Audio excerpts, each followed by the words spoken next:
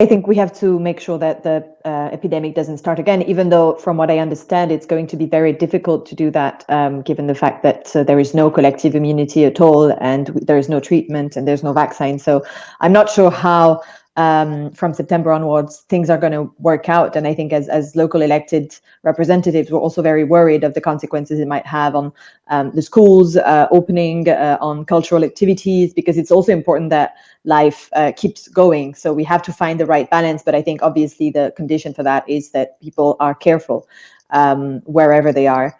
But I also think that there maybe lacks a bit of clarity in the rules that are put in place. To give you an example, we have in Rouen some open court kind of bar festival kind of place where basically they've cancelled all of the concerts to make sure that there's not too much social, that people are not too close to one another while dancing, etc.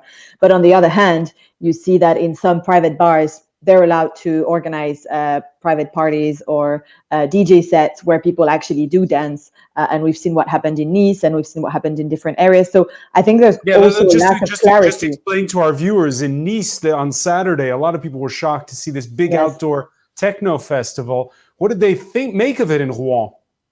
Well, I think it's both, a bit, as I said, a bit unclear then what the rules are, but also very frustrating for the actors that are respecting this legislation, especially cultural actors that are in very big difficulties right now and trying to survive through this crisis, even though a lot of the festivals have been, all of the festivals have been cancelled this summer. So I think that there's also one thing that's important is to be clear about the rules that are in place, so that there is not the feeling of injustice that is being felt at the moment by some of the smaller actors, maybe the less lucrative actors that are feeling like they're being taken a bit for imbeciles, while others are not respecting the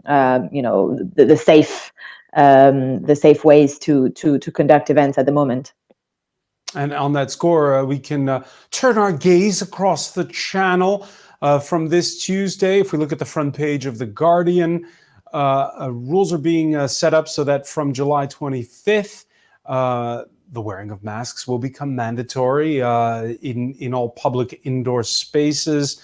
Of course, the British tabloids each taking a different view according to which paper you read. This tabloid, the Daily Star, taking a dimmer view of, again, mixed messages from the government over there. And Elisabeth Moutet, your thoughts on masks, and we've talked about it already on this show, about how in the US we've seen it's part of almost a culture war. How's it playing out here in France, and how's it playing out in the UK?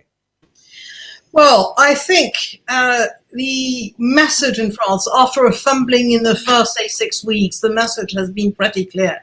And people perfectly understand that you need to wear a mask in an enclosed space, not so much because it's going to protect you, but it's going to prevent the others from some sort of hearing from you in the term of, an aerosol of tiny droplets that might contaminate them. So if everyone is wearing a mask in an enclosed area where there's no air circulation, then you're fine, because everything is stopped at the point of emission.